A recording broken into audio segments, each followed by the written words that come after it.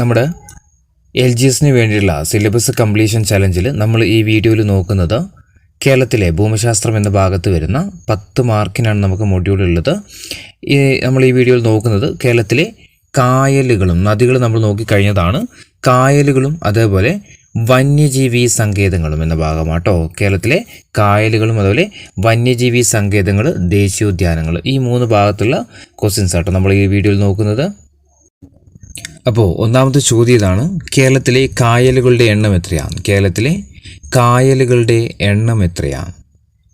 എത്ര കായലുകളാണ് കേരളത്തിലുള്ളത്? Option C ആണ്, 34 കായലുകളാണ് എവിടെയുള്ളത്? നമ്മുടെ കേരളത്തിലുള്ളത്. അതിൽ 27 എണ്ണമാണ് നമ്മുടെ നേരിട്ട് കടലിനോട് ബന്ധമുള്ള കായലുകൾ, 27 എണ്ണവും. ബാക്കി 7 എണ്ണം വരുന്നത് ഉൾനാടൻ കായലുകളുമാണ് കേട്ടോ. കേരളത്തിൽ എത്ര കായലുകളുണ്ടെന്ന് വെച്ച് കഴിഞ്ഞാൽ 34 കായലുകളാണുള്ളത്. അതിൽ 27 എണ്ണം നേരിട്ട് കടലുമായിട്ട് ബന്ധമുള്ള കായലുകളാണ്, 7 എണ്ണം എന്താണ്? ഉൾനാടൻ കായലുകളുമാണ്. ഇനി കായലുകളുടെയും തടാകങ്ങളുടെയും നാട് എന്നറിയപ്പെടുന്ന സംസ്ഥാനം ഏതാണ്?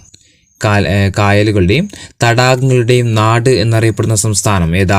ഓപ്ഷൻ ബി ആണ്, കേരളമാട്ടോ. കേരളമാണ് കായലുകളുടെയും തടാകങ്ങളുടെയും നാട് എന്നറിയപ്പെടുന്ന സംസ്ഥാനം. ഇനി ലഗൂണുകളുടെ നാട് എന്നറിയപ്പെടുന്ന സംസ്ഥാനം ഏതാണ്? ലഗൂണുകളുടെ നാട് എന്നറിയപ്പെടുന്ന സംസ്ഥാനം ഏത് തന്നെയാ? നമ്മുടെ കേരളം തന്നെയാണ്. ഓപ്ഷൻ എ ആണ്, കേരളം തന്നെയാണ്. ലഗൂണുകളുടെ നാട് എന്നറിയപ്പെടുന്ന സംസ്ഥാനം ചോദിച്ചാൽ ഏതാ? കേരളമാണ്. ഇനി കേരളത്തിൽ ഏറ്റവും വലുതും ഏറ്റവും നീളമേറിയതുമായ കായൽ ഏതാണ്? കേരളത്തിൽ ഏറ്റവും വലുതും ഏറ്റവും നീളമേറിയതുമായ കായൽ ഏതാണ്? ഏതാ? ഓപ്ഷൻ ബി ആണ്, വേമ്പനാട്ട് കായലാണ്. കേരളത്തിലെ ഏറ്റവും വലുതും ഏറ്റവും നീളമേറിയതുമായ കായൽ ചോദിച്ചാൽ ഏതാ? വേമ്പനാട്ട് കായലാണ്. ഇനി വീരൻപുഴ എന്ന് കൊച്ചിയിൽ അറിയപ്പെടുന്ന കായൽ ഏതാണ്? വീരൻപുഴ എന്ന പേരിൽ കൊച്ചിയിൽ അറിയപ്പെടുന്ന കായൽ ഏതാണ്? ഓപ്ഷൻ ബി ആണ്, വേമ്പനാട്ട് കായലാണ്. വീരൻപുഴ എന്ന പേരിൽ കൊച്ചിയിൽ അറിയപ്പെടുന്ന കായലാണ് ഇത്? വേമ്പനാട്ട് കായൽ. ഇനി വേമ്പനാട്ട് കായലിനെ റംസാർ പട്ടികയിൽ ഉൾപ്പെടുത്തിയ വർഷം ഏതാണ്? വേമ്പനാട്ട് കായലിനെ റംസാർ പട്ടികയിൽ ഉൾപ്പെടുത്തിയ വർഷം ചോദിച്ചാൽ 2002 2002 വേമ്പനാട്ട് കായലിനെ എവിടെ ഉൾപ്പെടുത്തുന്നത്? റംസാർ പട്ടികയിൽ ഉൾപ്പെടുത്തുന്നത്. 7ാമത്തെ ചോദ്യം: കേരളത്തിലെ ഏറ്റവും വലിയ കായൽ ഏതാണ്? കേരളത്തിലെ ഏറ്റവും വലിയ കായൽ ചോദിച്ചാലും ഏത് തന്നെയാ?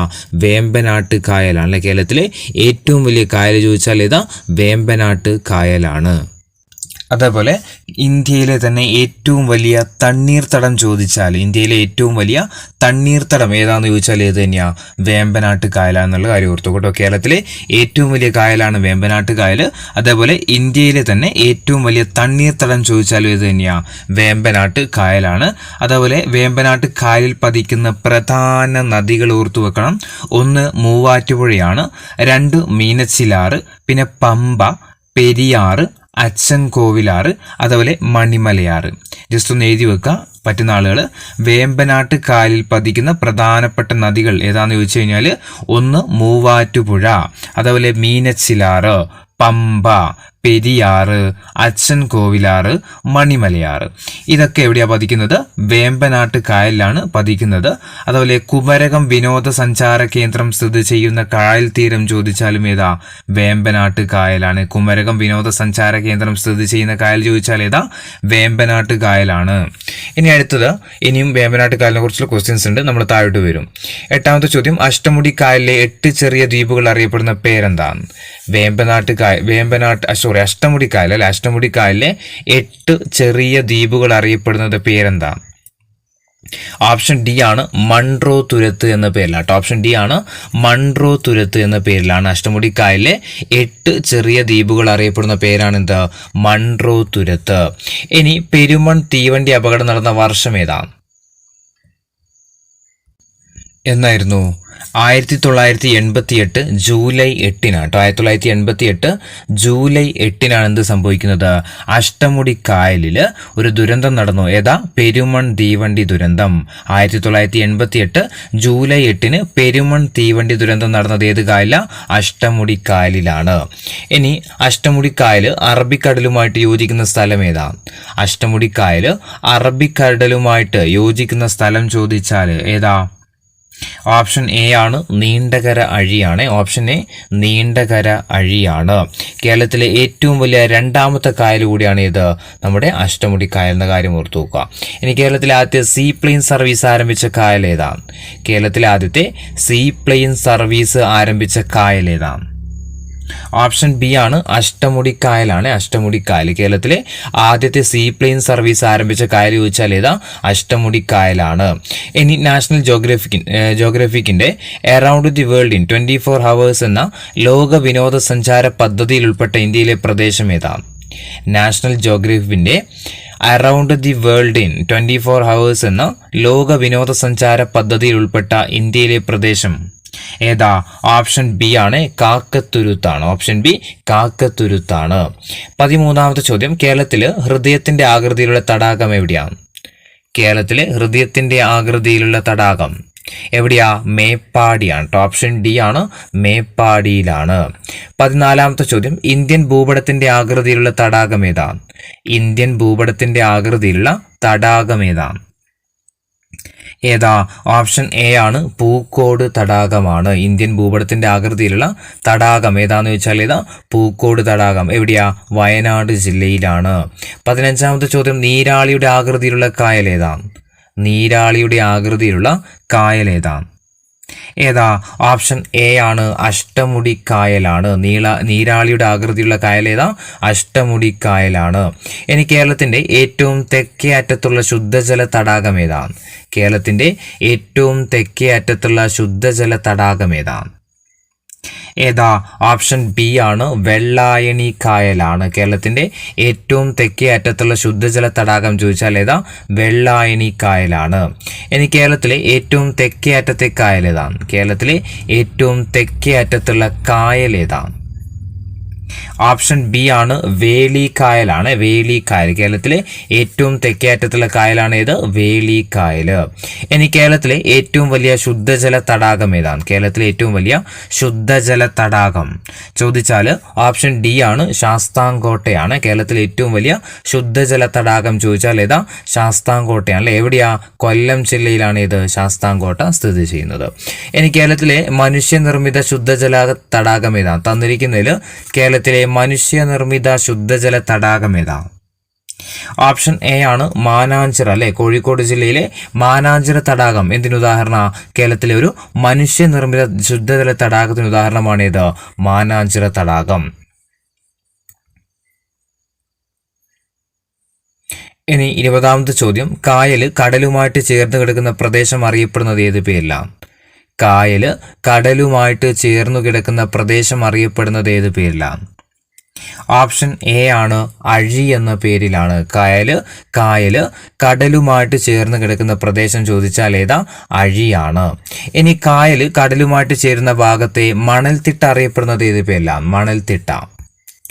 കായൽ കടലുമായിട്ട് ചേരുന്ന ഭാഗത്തെ മണൽത്തിട്ട അറിയപ്പെടുന്നത് ഓപ്ഷൻ എ ആണ്, പൊഴി എന്ന പേരിലാണ് കേട്ടോ. പൊഴി എന്ന പേരിലാണ്. ഇനി 22ാമത്തെ ചോദ്യം, മൂരിയാട് തടാകം സ്ഥിതി ചെയ്യുന്ന ജില്ല ഏതാണ്? മൂരിയാട് തടാകം സ്ഥിതി ചെയ്യുന്ന ജില്ല ഓപ്ഷൻ എ ആണ്, തൃശ്ശൂർ ജില്ലയിലാണ് ഇത് സ്ഥിതി ചെയ്യുന്നത്, മൂരിയാട് തടാകം സ്ഥിതി ചെയ്യുന്നത്. 23ാമത്തെ ചോദ്യം, കേരളത്തിലെ ഏറ്റവും തെക്കേ അറ്റത്തുള്ള ശുദ്ധജല തടാകം ഏതാണ്? കേരളത്തിലെ ഏറ്റവും തെക്കേ അറ്റത്തുള്ള ശുദ്ധജല തടാകം ഏതാണ്? ഓപ്ഷൻ ഡി ആണ്, വെള്ളായണി കായലാണ് കേട്ടോ. വെള്ളായണി കായലാണ്. ക്വസ്റ്റ്യൻസ് റിപ്പീറ്റ് ഉണ്ടാകും. റിപ്പീറ്റ് വരുന്നതൊക്കെ എന്ത് ചെയ്യുക? നമ്മൾ ഒന്നുകൂടി തറവാക്കാൻ വേണ്ടിയിട്ടാണ് ആ റിപ്പീറ്റ് വരുന്നത് കേട്ടോ. 24ാമത്തെ ചോദ്യം, കേരളത്തിലെ ഏറ്റവും ചെറിയ ശുദ്ധജല തടാകം ഏതാണ്? കേരളത്തിലെ ഏറ്റവും ചെറിയ ശുദ്ധജല തടാകം ഓപ്ഷൻ ഡി ആണ്, പൂക്കോടാണ് കേട്ടോ. കേരളത്തിലെ ഏറ്റവും ചെറിയ ശുദ്ധജല തടാകം ചോദിച്ചാൽ ഏതാ? പൂക്കോട് തടാകമാണ്. 25ാമത്തെ ചോദ്യം, പൂക്കോട് തടാകം സ്ഥിതി ചെയ്യുന്ന ജില്ല ഏതാണ്? പൂക്കോട് തടാകം സ്ഥിതി ചെയ്യുന്ന ജില്ല ഏതാ? ഓപ്ഷൻ ബി ആണ് അല്ലെ, വയനാട് ജില്ലയിലാണ് ഏത് സ്ഥിതി ചെയ്യുന്നത്? പൂക്കോട് തടാകം സ്ഥിതി ചെയ്യുന്നത് അല്ലെ. ഇനി അടുത്ത ചോദ്യം, 26ാമത്തെ ചോദ്യം, കേരളത്തിലെ പ്രകൃതിയാലുള്ള ഏക ഓക്സ്ബോ തടാകം ഏതാണ്? കേരളത്തിലെ ഏക ഓക്സ്ബോ തടാകം ഏതാ? ഓപ്ഷൻ സി ആണ്, വൈന്തല കേട്ടോ. വൈന്തല തടാകമാണ് കേരളത്തിലെ പ്രകൃതിയാലുള്ള ഏക ഓക്സ്ബോ തടാകം ചോദിച്ചാൽ ഏതാ? വൈന്തല തടാകമാണ്. 27ാമത്തെ ചോദ്യം, ഇന്ത്യയിലെ ഏറ്റവും വലിയ തടാക തുറമുഖം ഏതാണ്? ഇന്ത്യയിലെ ഏറ്റവും വലിയ തടാക തുറമുഖം ഓപ്ഷൻ എ ആണ്, കൊച്ചിയാണ് കേട്ടോ. ഇന്ത്യയിലെ ഏറ്റവും വലിയ തടാക തുറമുഖം ചോദിച്ചാൽ ഏതാ? കൊച്ചിയാണ്. ഇനി കായല് കടലിനോട് ചേരുന്ന ഭാഗത്തെ താൽക്കാലിക മണൽത്തിട്ട അറിയപ്പെടുന്നത് ഏത് പേരിലാണ്? നമ്മൾ തൊട്ടുമുന്നേ പറഞ്ഞിട്ടുണ്ട്. എന്തായിരുന്നു? കായൽ കടലിനോട് ചേരുന്ന ഭാഗത്തെ താൽക്കാലിക മണൽത്തിട്ട അറിയപ്പെടുന്നത് പൊഴി എന്ന പേര്. പൊഴി എന്ന പേരിലല്ലേ? ഓപ്ഷൻ എ ആണ്, പൊഴി എന്ന പേരിലാണ് അല്ലേ. ഇനി 29ാമത്തെ ചോദ്യം, ഇംഗ്ലീഷ് അക്ഷരമാലയിലെ എഫിന്റെ ആകൃതിയിലുള്ള കായൽ ഏതാണ്? ഇംഗ്ലീഷ് അക്ഷരമാലയിലെ എഫിന്റെ ആകൃതിയിലുള്ള കായൽ ഏതാ? ഓപ്ഷൻ എ ആണ്, ശാസ്താംകോട്ടയാണ് കേട്ടോ. ഓപ്ഷൻ എ ആണ്, ശാസ്താംകോട്ട. ആകൃതി ഏതാ? എഫ്. ഇംഗ്ലീഷ് അക്ഷരമാലയിലെ എഫിന്റെ ആകൃതിയിലുള്ള കായൽ ചോദിച്ചാൽ ഏതാ? ശാസ്താംകോട്ട കായലാണ്. 30ാമത്തെ ചോദ്യം, കായല് കടലുമായിട്ട് ചേർന്ന് കിടക്കുന്ന പ്രദേശം ഏതാ? കായല് കടലുമായിട്ട് ചേർന്ന് കിടക്കുന്ന പ്രദേശം ഓപ്ഷൻ സി ആണ്, അഴിയാണ് അല്ലെ. Option C അഴിയാണ്. 31ാമത്തെ ചോദ്യം, കായലുകളുടെ രാജ്ഞി എന്നറിയപ്പെടുന്ന കായൽ ഏതാണ്? കായലുകളുടെ രാജ്ഞി എന്നറിയപ്പെടുന്ന കായല് ഓപ്ഷൻ ഡി ആണ്, ശാസ്താംകോട്ട കായലാണ്. 32ാമത്തെ ചോദ്യം, ശാസ്താംകോട്ട കായലിനെ റംസാർ പട്ടികയിൽ ഉൾപ്പെടുത്തിയ വർഷം ഏതാണ്? ശാസ്താംകോട്ട കായലിനെ റംസാർ പട്ടികയിൽ ഉൾപ്പെടുത്തിയ വർഷം 2002 ഇനി 33ാമത്തെ ചോദ്യം, ശാസ്താംകോട്ട കായൽ സ്ഥിതി ചെയ്യുന്ന ജില്ല ഏതാണ്? ശാസ്താംകോട്ട കായൽ സ്ഥിതി ചെയ്യുന്ന ജില്ല ഓപ്ഷൻ ഡി, കൊല്ലം ജില്ലയിലാണ്. 34 കേരളത്തിലെ ഏറ്റവും വലിയ ശുദ്ധജല തടാകം. കേരളത്തിലെ ഏറ്റവും വലിയ ശുദ്ധജല തടാകം നമ്മൾ പഠിച്ചു. ഓപ്ഷൻ എ ആണ്, ശാസ്താംകോട്ട കായലാണ്. ഇനി അഷ്ടമുടി കായലിനെ റംസാർ പട്ടികയിൽ ഉൾപ്പെടുത്തിയ വർഷം ഏതാണ്? അഷ്ടമുടി കായലിനെ റംസാർ പട്ടികയിൽ ഉൾപ്പെടുത്തിയ വർഷം ഓപ്ഷൻ എ ആണ്, 2002 തന്നെയാണ്. അഷ്ടമുടി കായലിനെ റംസാർ പട്ടികയിൽ ഉൾപ്പെടുത്തിയ വർഷം ചോദിച്ചാൽ ഏത് തന്നെയാ? 2002 ആണ്. 36ാമത്തെ ചോദ്യം, പ്രസിഡൻസ് ട്രോഫി ജലോത്സവം നടക്കുന്ന കായൽ ഏതാണ്? പ്രസിഡൻസ് ട്രോഫി ജലോത്സവം നടക്കുന്ന കായല് ഓപ്ഷൻ സി ആണ്, അഷ്ടമുടി കായലാണ് കേട്ടോ. പ്രസിഡൻസ് ട്രോഫി ജലോത്സവം നടക്കുന്ന കായൽ ചോദിച്ചാൽ ഏതാ? അഷ്ടമുടി കായലാണ്. 37ാമത്തെ ചോദ്യം, പെരുമൺ തീവണ്ടി അപകടം നടന്ന കായൽ ഏതാണ്? പെരുമൺ തീവണ്ടി അപകടം നടന്ന കായൽ ഏതായിരുന്നു? ഓപ്ഷൻ ബി ആണ്, അഷ്ടമുടി കായലാണ് അല്ലെ. അഷ്ടമുടി കായലാണ്. എന്നായിരുന്നു ഡേറ്റ്? എന്നായിരുന്നു 1988 ജൂലൈ 8 ഇത് നടക്കുന്നത്, പെരുമൺ തീവണ്ടി അപകടം നടക്കുന്നത്. 38ാമത്തെ ചോദ്യം, കല്ലട നദി പതിക്കുന്ന കായൽ ഏതാണ്? കല്ലട നദി പതിക്കുന്ന കായൽ ഏതാണ്? ഓപ്ഷൻ എ ആണ്, അഷ്ടമുടി കായലിലാണ്. കല്ലട നദി പതിക്കുന്ന കായൽ ചോദിച്ചാൽ ഏതാ? അഷ്ടമുടി കായലാണ്. 39ാമത്തെ ചോദ്യം, അഷ്ടമുടി കായൽ സ്ഥിതി ചെയ്യുന്ന ജില്ല ഏതാണ്? അഷ്ടമുടി കായൽ സ്ഥിതി ചെയ്യുന്ന ജില്ല ഓപ്ഷൻ സി ആണ്, കൊല്ലം ജില്ലയിലാണ്. 40ാമത്തെ ചോദ്യം, കേരളത്തിലെ രണ്ടാമത്തെ ഏറ്റവും വലിയ കായൽ ഏതാണ്? ഒന്നാമത്തത് വേമ്പനാട്ടാണ്. രണ്ടാമത്തെ ഏറ്റവും വലിയ കായൽ ഏതാണ്? ഏതാ? ഓപ്ഷൻ സി ആണ്, അഷ്ടമുടി കായലാണ്. കേരളത്തിലെ ഏറ്റവും വലിയ രണ്ടാമത്തെ കായൽ ചോദിച്ചാൽ ഏതാ? അഷ്ടമുടി കായലാണ്. ഇനി 41ാമത്തെ ചോദ്യം, gateway of the backwater of എന്നറിയപ്പെടുന്ന കായൽ ഏതാണ്? Gateway to the backwater of Kerala എന്നറിയപ്പെടുന്ന കായൽ ഏതാണ്? ഏതാ? അഷ്ടമുടി കായലാണ്. ഓപ്ഷൻ എ ആണ്, അഷ്ടമുടി കായലാണ്. 42 നെഹ്റു ട്രോഫി വള്ളംകളി നടക്കുന്ന കായൽ ഏതാണ്? നെഹ്റു ട്രോഫി വള്ളം കളി നടക്കുന്ന കായൽ ഓപ്ഷൻ ഡി ആണ്, പുന്നമട കായലാട്ടോ. നെഹ്റു ട്രോഫി വള്ളംകളി നടക്കുന്ന കായൽ ഏതാ? പുന്നമട കായലാണ്. 43 വേമ്പനാട്ട് കായലിന് കുറുകെ നിർമ്മിച്ചിരിക്കുന്ന ബണ്ട് ഏതാണ്? വേമ്പനാട്ട് കായലിന് കുറുകെ നിർമ്മിച്ചിരിക്കുന്ന ബണ്ട് ഓപ്ഷൻ എ ആണ്, തണ്ണീർമുക്കം ബണ്ടാണ്. വേമ്പനാട്ട് കായലിന് കുറുകെ നിർമ്മിച്ചിരിക്കുന്ന ബണ്ട് ചോദിച്ചാൽ ഏതാ? തണ്ണീർമുക്കം ബണ്ടാണ്. 44 കുട്ടനാട്ടിൽ വേമ്പനാട്ട് കായൽ അറിയപ്പെടുന്നത് ഏത് പേരിലാണ്? കുട്ടനാട്ടിൽ വേമ്പനാട്ട് കായൽ അറിയപ്പെടുന്നത് ഏത് പേരിലാണ്? ഓപ്ഷൻ ഡി ആണ്, പുന്നമടക്കായൽ എന്ന പേരിലാണ്. ഓപ്ഷൻ ഡി, പുന്നമടക്കായൽ എന്ന പേരിലാണ്. 45ാമത്തെ ചോദ്യം, വൈക്കം ക്ഷേത്രം സ്ഥിതി ചെയ്യുന്ന കായൽ തീരം ഏതാണ്? വൈക്കം ക്ഷേത്രം സ്ഥിതി ചെയ്യുന്ന കായൽ തീരം ഏതാ? ഓപ്ഷൻ സി ആണ്, വേമ്പനാട്ട് കായലാണ് കേട്ടോ. വൈക്കം ക്ഷേത്രം സ്ഥിതി ചെയ്യുന്ന കായൽ തീരം ചോദിച്ചാൽ ഏതാ? വേമ്പനാട്ട് കായലാണ്. 46ാമത്തെ ചോദ്യം, കുട്ടനാടിനെ വെള്ളപ്പൊക്കത്തിൽ നിന്ന് രക്ഷിക്കാൻ വേണ്ടിയിട്ട് വേമ്പനാട്ട് കായലിൽ നിർമ്മിച്ചിരിക്കുന്ന തടയണ ഏതാണ്? കുട്ടനാടിനെ വെള്ളപ്പൊക്കത്തിൽ നിന്ന് രക്ഷിക്കാൻ വേണ്ടിയിട്ട് വേമ്പനാട്ട് കായലിൽ നിർമ്മിച്ചിരിക്കുന്ന തടയണ ഏതാ? ഓപ്ഷൻ ഡി ആണ്, തോട്ടപ്പള്ളി സ്പിൽവേ ആണ്. ഓപ്ഷൻ ഡി, തോട്ടപ്പള്ളി സ്പിൽവേ ആണ്. 47, ആലപ്പുഴ ജില്ലയിലെ കൈതപ്പുഴ കായൽ ഏത് കായലിന്റെ ഭാഗമാണ്? ആലപ്പുഴ ജില്ലയിലെ കൈതപ്പുഴ കായൽ ഏത് കായലിലെ ഭാഗമാണ്? ഏതാ? ഓപ്ഷൻ എ ആണ്, വേമ്പനാട്ട് കായലിന്റെ ഭാഗമാണ്. ആലപ്പുഴ ജില്ലയിലെ കൈതപ്പുഴ കായൽ ഏത് കായലിന്റെ ഭാഗമാണെന്ന് ചോദിച്ചാൽ ഏതാ? വേമ്പനാട്ട് കായലിന്റെ ഭാഗമാണ്. 48ാമത്തെ ചോദ്യം, സമുദ്രനിരപ്പിൽ നിന്ന് ഏറ്റവും ഉയരത്തിൽ സ്ഥിതി ചെയ്യുന്ന കേരളത്തിലെ തടാകം ഏതാ? സമുദ്രനിരപ്പിൽ നിന്ന് ഏറ്റവും ഉയരത്തിൽ സ്ഥിതി ചെയ്യുന്ന കേരളത്തിലെ തടാകം തടാക? പൂക്കോട് തടാകമാണ്. ഓപ്ഷൻ എ ആണ്, പൂക്കോട് തടാകമാണ്. 49ാമത്തെ ചോദ്യം, കേരളത്തിലെ ആദ്യത്തെ വന്യജീവി സങ്കേതം ഏതാണ്? കേരളത്തിലെ ആദ്യത്തെ വന്യജീവി സങ്കേതം ഏതാണ്? ഓപ്ഷൻ ബി ആണ്, പെരിയാറാണ് കേട്ടോ. കേരളത്തിലെ ആദ്യത്തെ വന്യജീവി സങ്കേതം ചോദിച്ചാൽ ഏതാ? പെരിയാർ വന്യജീവി സങ്കേതമാണ്. അതുപോലെ കേരളത്തിലെ ആദ്യത്തെ കടുവ വന്യജീവി സങ്കേതം ചോദിച്ചാൽ ഏത് തന്നെയാ? പെരിയാർ വന്യജീവി സങ്കേതമാണ്. ഇന്ത്യയിലെ 10ാമത്തെ കടുവ സങ്കേതമാണ് ഇത്, പെരിയാർ വന്യജീവി സങ്കേതം. 50ാമത്തെ ചോദ്യം, കേരളത്തിലെ 2ാമത്തെ കടുവ സങ്കേതം ഏതാണ്? കേരളത്തിലെ 2ാമത്തെ കടുവ സങ്കേതമാണ് ഇത്, പറമ്പിക്കുളമാണ്. Option D, Parambikulam. കേരളത്തിലെ ആദ്യത്തെ കടുവ വന്യജീവി സങ്കേതം ചോദിച്ചാൽ പെരിയാർ വന്യജീവി സങ്കേതമാണ്. 2ാമത്തതാണ് ഇത്, പറമ്പിക്കുളം വന്യജീവി സങ്കേതം. 51ാമത്തെ ചോദ്യം, തമിഴ്നാട്ടിലൂടെ മാത്രം പ്രവേശനമുള്ള കേരളത്തിലെ വന്യജീവി സങ്കേതം ഏതാണ്?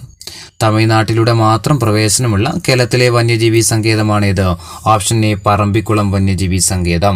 ഇനി ഇന്ത്യയിലെ 38ാമത് കടുവ സങ്കേതം ഏതാണ്? ഇന്ത്യയിലെ 38ാമത് കടുവ സങ്കേതമാണ് ഇത്, നമ്മുടെ പറമ്പിക്കുളം വന്യജീവി സങ്കേതം, കടുവ സങ്കേതം. 53ാമത്തെ ചോദ്യം, പറമ്പിക്കുളം വന്യജീവി സങ്കേതം നിലവിൽ വന്ന വർഷം ഏതാണ്? പറമ്പിക്കുളം വന്യജീവി സങ്കേതം നിലവിൽ വന്ന വർഷമാണ്, ഓപ്ഷൻ ഡി ആണ്, 1973ലാണ്. 54ാമത്തെ ചോദ്യം, ലോകത്തിലെ ഏറ്റവും വലിയ തേക്ക് മരമായിട്ടുള്ള കന്നിമാര സ്ഥിതി ചെയ്യുന്ന വന്യജീവി സങ്കേതം ഏതാണ്? ലോകത്തിലെ ഏറ്റവും വലിയ തേക്ക് മരമായിട്ടുള്ള കന്നിമാര സ്ഥിതി ചെയ്യുന്ന വന്യജീവി സങ്കേതം ഏതാ? ഓപ്ഷൻ ഡി ആണ്, പറമ്പിക്കുളം വന്യജീവി സങ്കേതമാണ്. 55ാമത്തെ ചോദ്യം, കേരളത്തിലെ വന്യജീവി സങ്കേതങ്ങളുടെ എണ്ണം എത്രയാണ്? കേരളത്തിലെ വന്യജീവി സങ്കേതങ്ങളുടെ എണ്ണം എത്രയാണ്? 18 വന്യജീവി സങ്കേതങ്ങളാണല്ലേ ഉള്ളത്. കേരളത്തിൽ എത്രയാ? 18 വന്യജീവി സങ്കേതം. ആദ്യത്തെ നമ്മൾ പറഞ്ഞു ഏതായിരുന്നു? നമ്മുടെ പെരിയാറാണ് അല്ലേ. പെരിയാറാണ് ആദ്യത്തേത്. ഏറ്റവും അവസാനം നിലവിൽ വന്നത് ഏതാണെന്ന് വെച്ച് കഴിഞ്ഞാൽ കരിമ്പുഴയാണ്. 2020ലാണ് നിലവിൽ വന്നത് ഏത്? കരിമ്പുഴ വന്യജീവി സങ്കേതം. 56ാമത്തെ ചോദ്യം, പെരിയാർ വന്യജീവി സങ്കേതത്തിന്റെ പഴയ പേരെന്താ? പെരിയാർ വന്യജീവി സങ്കേതത്തിന്റെ പഴയ പേരെന്താ? എന്തായിരുന്നു? നെല്ലിക്കാംപെട്ടി ഗെയിം സാങ്ച്വറി എന്നായിരുന്നു. ഓപ്ഷൻ ബി ആണ്, നെല്ലിക്കാംപെട്ടി ഗെയിം സാങ്ച്വറി എന്നായിരുന്നു അതിന്റെ പേര്.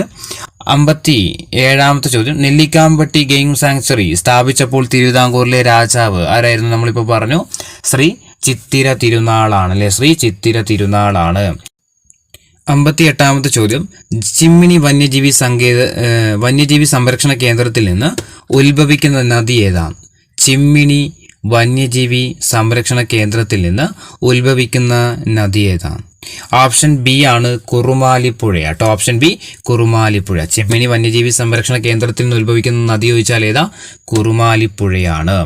59ാമത്തെ ചോദ്യം, ചിമ്മിണി വന്യജീവി സങ്കേതം സ്ഥിതി ചെയ്യുന്നത് എവിടെയാണ്? ചിമ്മിണി വന്യജീവി സങ്കേതം സ്ഥിതി ചെയ്യുന്നത് ഓപ്ഷൻ ഡി ആണ്, മുകുന്ദപുരമാട്ടോ. ചിമ്മിനി വന്യജീവി സങ്കേതം എവിടെയാ? തൃശ്ശൂർ ജില്ലയിലാണ്. അതുപോലെ മുകുന്ദപുരമാണ്. ഇനി 60ാമത്തെ ചോദ്യം, കർണാടകയിലെ കുടക് അതായത് കൂർഗ് വനങ്ങളുമായിട്ട് ചേർന്ന് കിടക്കുന്ന വന്യജീവി സങ്കേതം ഏതാണ്? കർണാടകയിലെ കുടക് വനങ്ങളുമായിട്ട് ചേർന്ന് കിടക്കുന്ന വന്യജീവി സങ്കേതമാണ് ഏത്? ആറളം വന്യജീവി സങ്കേതമാണ് അല്ലെ. ഓപ്ഷൻ ബി, ആറളം വന്യജീവി സങ്കേതമാണ്. 61, കൊച്ചിയുടെ ശ്വാസകോശം എന്നറിയപ്പെടുന്ന പക്ഷി സങ്കേതം ഏതാണ്? കൊച്ചിയുടെ ശ്വാസകോശം എന്നറിയപ്പെടുന്ന പക്ഷി സങ്കേതമാണേത്? മംഗളവനം പക്ഷി സങ്കേതം. 62 ബേക്കേഴ്സ് എസ്റ്റേറ്റ് എന്നറിയപ്പെടുന്ന പക്ഷി സങ്കേതം ഏതാ? ബേക്കേഴ്സ് എസ്റ്റേറ്റ് എന്നറിയപ്പെടുന്ന പക്ഷി സങ്കേതം. ഓപ്ഷൻ ബി ആണ്, കുമരകം പക്ഷി സങ്കേതമാണ്. 63 ഇന്ത്യയിലെ 38ാമത് കടുവ സംരക്ഷണ കേന്ദ്രമായിട്ട് പറമ്പിക്കുളത്തെ ഔദ്യോഗികമായിട്ട് പ്രഖ്യാപിച്ച വർഷം ഏതാണ്? ഇന്ത്യയിലെ 38ാമത് കടുവ സംരക്ഷണ കേന്ദ്രമായിട്ട് പറമ്പിക്കുളത്തെ ഔദ്യോഗികമായിട്ട് പ്രഖ്യാപിച്ച വർഷം ഏതാണ്? ഓപ്ഷൻ എ ആണ്, 2010 64 ചിന്നാർ വന്യജീവി സങ്കേതത്തിലൂടെ ഒഴുകുന്ന നദി ഏതാണ്? ചിന്നാർ വന്യജീവി സങ്കേതത്തിലൂടെ ഒഴുകുന്ന നദി. ഓപ്ഷൻ ബി ആണ്, പാമ്പാറാണ്. 65ാമത്തെ ചോദ്യം, ഒരു വൃക്ഷത്തിന്റെ പേരിൽ അറിയപ്പെടുന്ന കേരളത്തിലെ ഏക വന്യജീവി സങ്കേതം ഏതാണ്? ഒരു വൃക്ഷത്തിന്റെ പേരിൽ അറിയപ്പെടുന്ന കേരളത്തിലെ ഏക വന്യജീവി സങ്കേതം ഏതാണ്? ഓപ്ഷൻ സി ആണ്, ചെന്തുരുണി കേട്ടോ. ചെന്തുരുണിയാണ് ഒരു വൃക്ഷത്തിന്റെ പേരിൽ അറിയപ്പെടുന്ന കേരളത്തിലെ ഏക വന്യജീവി സങ്കേതമാണ് ഏത്? ചെന്തുരുണി. ഇനി ചെന്തുരുണി വന്യജീവി സങ്കേതം ഏത് റിസർവ് വനത്തിന്റെ ഭാഗമാണ്? ചെന്തുരുണി വന്യജീവി സങ്കേതം ഏത് റിസർവ് വനത്തിന്റെ ഭാഗമാണ്? ഓപ്ഷൻ ഡി ആണ്, കുളത്തൂപ്പുഴ റിസർവ് വനത്തിന്റെ ഭാഗമാണ്. 67 ചെന്തുരുണി മരത്തിന്റെ ശാസ്ത്രീയ നാമം എന്താണ്? ചെന്തുരുണി മരത്തിന്റെ ശാസ്ത്രീയ നാമം. ഓപ്ഷൻ എ ആണ്, ഗ്ലൂട്ട ട്രാവൻകൂറിക്ക ആണ് കേട്ടോ. ചെന്തുരുണി മരത്തിന്റെ ശാസ്ത്രീയ നാമം ചോദിച്ചാൽ എന്താ? ഗ്ലൂട്ട ട്രാവൻകൂറിക്ക എന്നാണ്. 68 ചാമ്പൽ മലയണ്ണാൻ, നക്ഷത്ര ആമ എന്നിവ കാണപ്പെടുന്ന വന്യജീവി സങ്കേതം ഏതാണ്? ചാമ്പൽ മലയണ്ണാൻ, നക്ഷത്ര ആമ എന്നിവ കാണപ്പെടുന്ന വന്യജീവി സങ്കേതം. ഓപ്ഷൻ സി ആണ്, ചിന്നാർ വന്യജീവി സങ്കേതമാണ്. 69ാമത്തെ ചോദ്യം, കേരളത്തിന്റെ വടക്കേ അറ്റത്ത് സ്ഥിതി ചെയ്യുന്ന വന്യജീവി സങ്കേതം ഏതാണ്? കേരളത്തിന്റെ വടക്കേ അറ്റത്ത് സ്ഥിതി ചെയ്യുന്ന വന്യജീവി സങ്കേതം. ഓപ്ഷൻ സി ആണ്, ആറളം വന്യജീവി സങ്കേതമാണ്. ഓപ്ഷൻ സി, ആറളം വന്യജീവി സങ്കേതം. 70ാമത്തെ ചോദ്യം, കേരളത്തിന്റെ ഭാഗമായിട്ടുള്ള പശ്ചിമഘട്ടത്തിലെ മഴനിഴൽ പ്രദേശം ഏതാണ്? കേരളത്തിന്റെ ഭാഗമായിട്ടുള്ള പശ്ചിമഘട്ടത്തിന്റെ മഴനിഴൽ പ്രദേശം ഏതാണ്? ഓപ്ഷൻ ബി ആണ്, ചിന്നാറാണ്. കേരളത്തിന്റെ ഭാഗമായിട്ടുള്ള പശ്ചിമഘട്ടത്തിലെ മഴനിഴൽ പ്രദേശമാണ് ഏത്? ചിന്നാർ. 71ാമത്തെ ചോദ്യം, കേരളത്തിലെ 17ാമത് വന്യജീവി സങ്കേതം ഏതാണ്?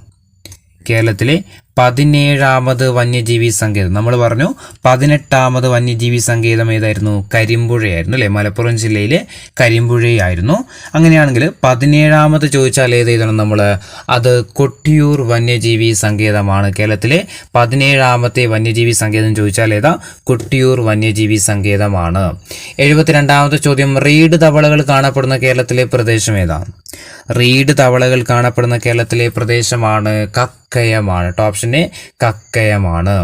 73 കേരളത്തിലെ ഏറ്റവും വലിയ വന്യജീവി സങ്കേതം ഏതാണ്?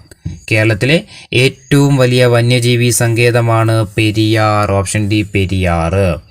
74ാമത്തെ ചോദ്യം, ശബരിമല സ്ഥിതി ചെയ്യുന്ന വന്യജീവി സങ്കേതം ഏതാണ്? ശബരിമല സ്ഥിതി ചെയ്യുന്ന വന്യജീവി സങ്കേതം ഏതാണ്? ഓപ്ഷൻ എ ആണ്, പെരിയാർ വന്യജീവി സങ്കേതമാണ്. 75 പെരിയാർ വന്യജീവി സങ്കേതം സ്ഥിതി ചെയ്യുന്ന താലൂക്ക് ഏതാണ്?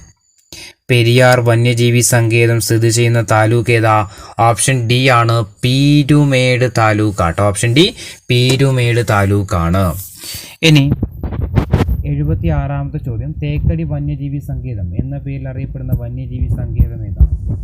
തേക്കടി വന്യജീവി സങ്കേതം എന്ന പേരിൽ അറിയപ്പെടുന്ന വന്യജീവി സങ്കേതം. ഓപ്ഷൻ എ ആണ്, പെരിയാർ വന്യജീവി സങ്കേതമാണ്. ഇനി 77ാമത്തെ ചോദ്യം, കേരളത്തിലെ ആദ്യത്തെ കടുവ സംരക്ഷണ കേന്ദ്രം ഏതാണ്? കേരളത്തിലെ ആദ്യത്തെ കടുവ സംരക്ഷണ കേന്ദ്രം ഏതാ? ഓപ്ഷൻ ഡി ആണ്, പെരിയാറാണല്ലേ. Option D, പെരിയാറാണ്. 78ാമത്തെ ചോദ്യം, ഇന്ത്യയിലെ 10ാമത്തെ കടുവ സംരക്ഷണ കേന്ദ്രം ഏതാ? ഇന്ത്യയിലെ 10ാമത്തെ കടുവ സംരക്ഷണ കേന്ദ്രം. ഓപ്ഷൻ ഡി ആണ്, പെരിയാറാണ്. Option D, പെരിയാറാണ്. ഇനി 79ാമത്തെ ചോദ്യം, ലോക ബാങ്ക് ബക്കർ ലീപ്പ് പഠന പദ്ധതി നടപ്പിലാക്കുന്ന വന്യജീവി സങ്കേതം ഏതാണ്? ലോക ബാങ്ക് ബക്കർ ലീപ്പ് പഠന പദ്ധതി നടപ്പിലാക്കുന്ന വന്യജീവി സങ്കേതം. ഓപ്ഷൻ സി ആണ് പെരിയാർ വന്യജീവി സങ്കേതമാണ്. 80ാമത് ചോദ്യം, പെരിയാർ ടൈഗർ റിസർവുകളിൽ തമിഴ്നാട് അതിർത്തിയോട് ചേർന്ന് കിടക്കുന്ന കേരളത്തിലെ ആരാധനാലയം ഏതാണ്?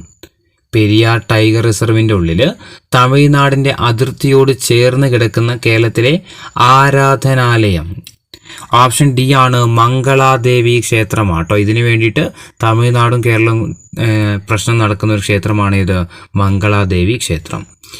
81ാമത്തെ ചോദ്യം, കേരളത്തിലെ ഏറ്റവും വലിയ രണ്ടാമത്തെ വന്യജീവി സങ്കേതം ഏതാണ്? കേരളത്തിലെ ഏറ്റവും വലിയ രണ്ടാമത്തെ വന്യജീവി സങ്കേതമാണെങ്കിൽ അത് വയനാട് വന്യജീവി സങ്കേതമാണ്. കേരളത്തിലെ ഏറ്റവും വലിയ രണ്ടാമത്തെ വന്യജീവി സങ്കേതമാണിത്, വയനാട് വന്യജീവി സങ്കേതം. ഇനി വയനാട് വന്യജീവി സങ്കേതത്തിന്റെ മറ്റൊരു പേരെന്താണ്? വയനാട് വന്യജീവി സങ്കേതത്തിന്റെ മറ്റൊരു പേര് ചോദിച്ചാൽ ഓപ്ഷൻ ഡി എഴുതണം, മുത്തങ്ങ വന്യജീവി സങ്കേതമാണ്. വയനാട് വന്യജീവി സങ്കേതത്തിന്റെ മറ്റൊരു പേരെന്താ? മുത്തങ്ങ വന്യജീവി സങ്കേതമാണ്. ഇനി വയനാട് വന്യജീവി സങ്കേതം നിലവിൽ വന്ന വർഷം ഏതാണ്? വയനാട് വന്യജീവി സങ്കേതം നിലവിൽ വന്ന വർഷമാണ് 1973 വയനാട് വന്യജീവി സങ്കേതം നിലവിൽ വന്ന 1973. ഇനി ബേഗൂർ വന്യജീവി സങ്കേതം എന്നറിയപ്പെടുന്ന വന്യജീവി സങ്കേതം ഏതാണ്? ബേഗൂർ വന്യജീവി സങ്കേതം എന്നറിയപ്പെടുന്ന വന്യജീവി സങ്കേതം ചോദിച്ചാൽ ഓപ്ഷൻ എ ആണ്, വയനാട് വന്യജീവി സങ്കേതം തന്നെയാണ്. 85ാമത്തെ ചോദ്യം, പറമ്പിക്കുളം വന്യജീവി സങ്കേതം സ്ഥിതി ചെയ്യുന്ന ജില്ല ഏതാണ്? പറമ്പിക്കുളം വന്യജീവി സങ്കേതം സ്ഥിതി ചെയ്യുന്ന ജില്ല ഓപ്ഷൻ ബി ആണ്, പാലക്കാട് ജില്ലയിലാണ്. 86, പറമ്പിക്കുളം വന്യജീവി സങ്കേതം നിലവിൽ വന്ന വർഷം ഏതാണ്? പറമ്പിക്കുളം വന്യജീവി സങ്കേതം നിലവിൽ വന്ന വർഷം ഏത് വർഷം? 1973 തന്നെയാണ്. ഓപ്ഷൻ സി ആണ്, 1973. 87ാമത്തെ ചോദ്യം, കേരളത്തിലെ രണ്ടാമത്തെ കടുവ സംരക്ഷണ കേന്ദ്രം ഏതാണ്? കേരളത്തിലെ രണ്ടാമത്തെ കടുവ സംരക്ഷണ കേന്ദ്രം ഓപ്ഷൻ സി ആണ്, പറമ്പിക്കുളമാണ്. Option C Parambikulam. 88, പറമ്പിക്കുളം വന്യജീവി സങ്കേതത്തിന്റെ ആസ്ഥാനം സ്ഥിതി ചെയ്യുന്നത് എവിടെയാണ്? പറമ്പിക്കുളം വന്യജീവി സങ്കേതത്തിന്റെ ആസ്ഥാനം സ്ഥിതി ചെയ്യുന്നത് ഓപ്ഷൻ സി ആണ്, തൂണക്കടവാണ്. 89ാമത്തെ ചോദ്യം, തമിഴ്നാട്ടിലൂടെ മാത്രം പ്രവേശന കവാടമുള്ള കേരളത്തിലെ ഏക വന്യജീവി സങ്കേതം ഏതായിരുന്നു? പറമ്പിക്കുളമാണ് അല്ലെ, പറമ്പിക്കുളമാണ്.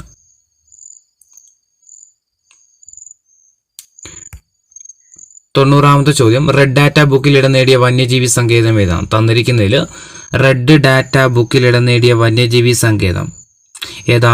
ഓപ്ഷൻ സി ആണ്, പറമ്പിക്കുളം വന്യജീവി സങ്കേതമാണ്. റെഡ് ഡാറ്റ ബുക്കിൽ ഇടം നേടിയ വന്യജീവി സങ്കേതമാണ് ഇത്, പറമ്പിക്കുളം വന്യജീവി സങ്കേതം. 91ാമത്തെ ചോദ്യം, കേരളത്തിന്റെ തെക്കേ അറ്റത്ത് സ്ഥിതി ചെയ്യുന്ന വന്യജീവി സങ്കേതം ഏതാണ്? കേരളത്തിന്റെ തെക്കേ അറ്റത്ത് സ്ഥിതി ചെയ്യുന്ന വന്യജീവി സങ്കേതം ഓപ്ഷൻ ഡി ആണ്, നെയ്യാർ വന്യജീവി സങ്കേതം. കേരളത്തിന്റെ തെക്കേ അറ്റത്ത് സ്ഥിതി ചെയ്യുന്ന വന്യജീവി സങ്കേതമാണ് ഇത്, നെയ്യാർ. ഇനി കേരളത്തിലെ ഏക ലയൺ സഫാരി പാർക്ക് എവിടെയായിരുന്നു? കേരളത്തിലെ ഏക ലയൺ സഫാരി പാർക്ക് എവിടെയായിരുന്നു? മരക്കുന്നം ദ്വീപിലായിരുന്നു. ഓപ്ഷൻ എ ആണ്, മരക്കുന്നം ദ്വീപിലായിരുന്നു. ഇനി Agasthyar crocodile rehabilitation and research centre സ്ഥിതി ചെയ്യുന്ന വന്യജീവി സങ്കേതം ഏതാണ്? Agasthyar crocodile rehabilitation and research centre സ്ഥിതി ചെയ്യുന്ന വന്യജീവി സങ്കേതം ഓപ്ഷൻ ബി ആണ്, നെയ്യാർ വന്യജീവി സങ്കേതത്തിലാണ്. 94ാമത്തെ ചോദ്യം, കേരളത്തിലെ ആദ്യത്തെ പക്ഷി സങ്കേതം ഏതാണ്? കേരളത്തിലെ ആദ്യത്തെ പക്ഷി സങ്കേതം ഏതാ? തട്ടേക്കാടാണല്ലോ. ഓപ്ഷൻ ഡി, തട്ടേക്കാട് പക്ഷി സങ്കേതമാണ്. കേരളത്തിലെ ആദ്യത്തെ പക്ഷി സങ്കേതമാണേത്, തട്ടേക്കാട് പക്ഷി സങ്കേതം. ഈ തട്ടേക്കാട് പക്ഷി സങ്കേതം നിലവിൽ വന്ന വർഷം ഏതാണ്? തട്ടേക്കാട് പക്ഷി സങ്കേതം നിലവിൽ വന്ന വർഷമാണ് 1983. ഇനി പക്ഷിപാതാളം പക്ഷി സങ്കേതം സ്ഥിതി ചെയ്യുന്ന ജില്ല ഏതാണ്? പക്ഷിപാതാളം എന്ന പക്ഷി സങ്കേതം സ്ഥിതി ചെയ്യുന്ന ജില്ല ഓപ്ഷൻ എ ആണ്, വയനാട് ജില്ലയിലാണ്. 97ാമത്തെ ചോദ്യം, കേരളത്തിലെ ഏറ്റവും ചെറിയ പക്ഷി സങ്കേതം ഏതാണ്? കേരളത്തിലെ ഏറ്റവും ചെറിയ പക്ഷി സങ്കേതം ഏതാണ്? ഓപ്ഷൻ ബി ആണ്, മംഗളവനമാണ്. 98, കേരള ഹൈക്കോടതി കെട്ടിട സമുച്ചയത്തിന് സമീപത്തായിട്ട് സ്ഥിതി ചെയ്യുന്ന പക്ഷി സങ്കേതം ഏതാണ്?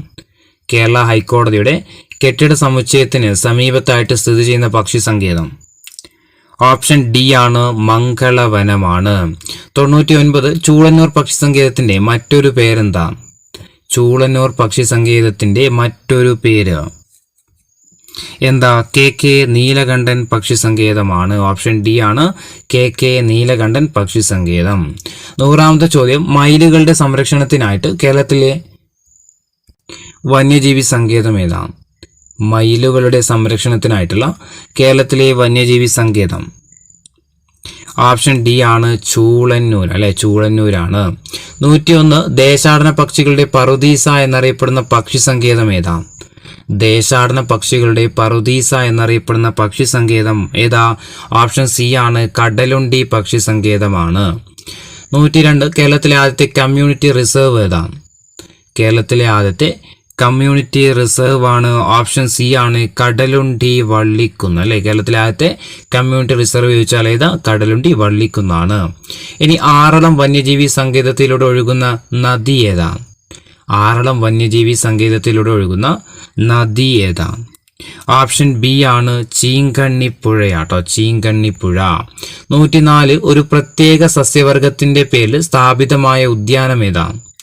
ഒരു പ്രത്യേക സസ്യവർഗത്തിന്റെ പേരിൽ സ്ഥാപിതമായിട്ടുള്ള ഉദ്യാനം ഏതാ? കുറിഞ്ഞിമലയാണ്. അല്ലെ, ഓപ്ഷൻ ഡി ആണ്, കുറിഞ്ഞിമല.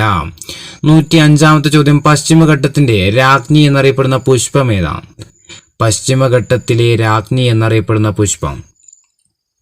ഓപ്ഷൻ സി ആണ്, നീലക്കുറിഞ്ഞി കേട്ടോ. പശ്ചിമഘട്ടത്തിലെ രാജ്ഞി എന്നറിയപ്പെടുന്ന പുഷ്പമാണ് ഇത്? നീലക്കുറിഞ്ഞി. 106ാമത്തെ ചോദ്യം, നീലക്കുറിഞ്ഞി പൂക്കുന്നതിന്റെ ഓർമ്മക്കായിട്ട് ഇന്ത്യൻ തപാൽ വകുപ്പ് കുറിഞ്ഞിപ്പൂവിന്റെ ചിത്രമുള്ള സ്റ്റാമ്പ് പുറത്തിറക്കിയ വർഷം ഏതാ?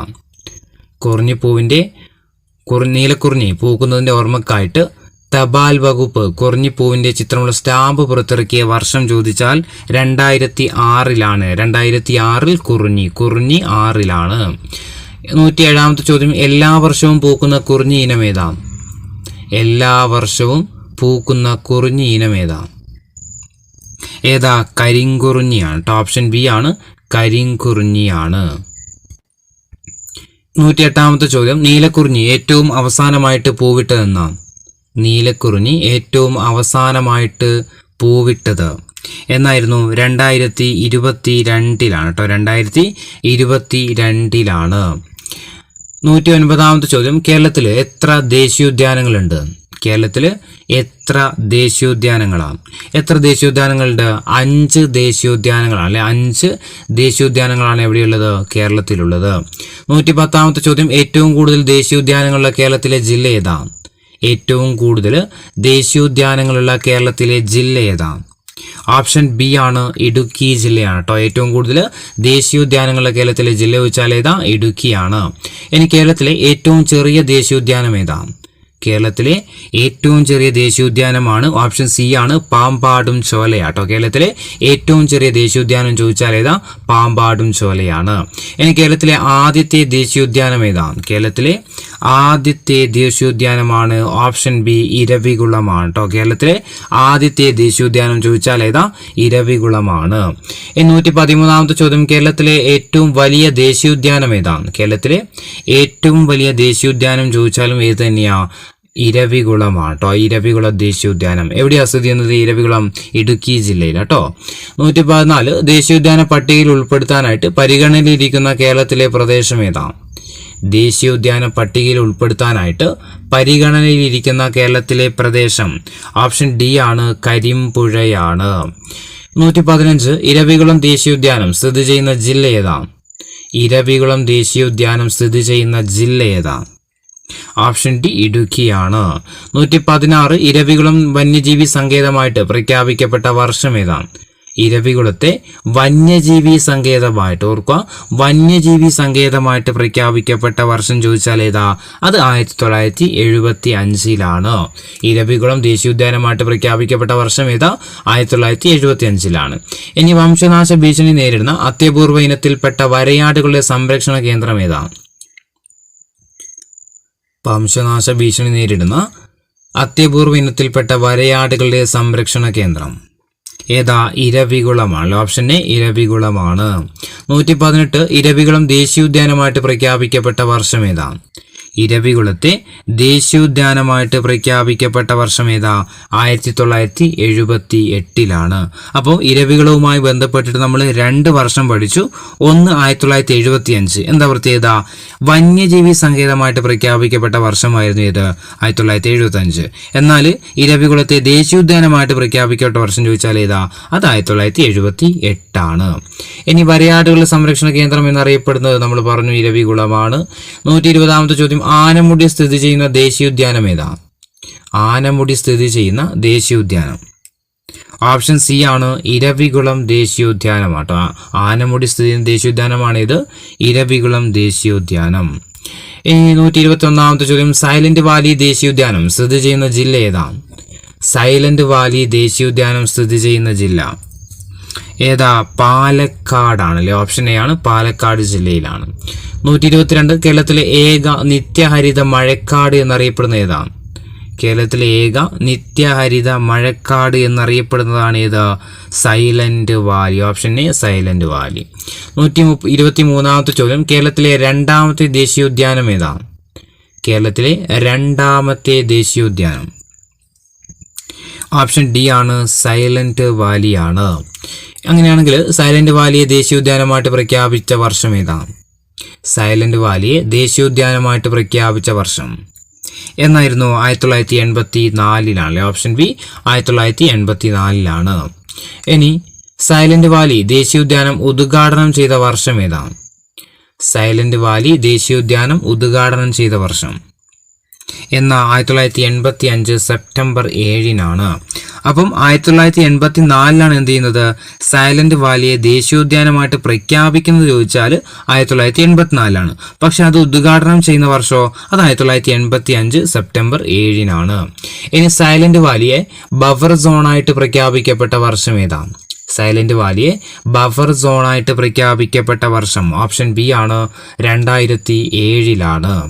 ഇനി സൈലന്റ് വാലി എന്ന പേര് നിർദ്ദേശിച്ച ബ്രിട്ടീഷുകാരനാരാണ്?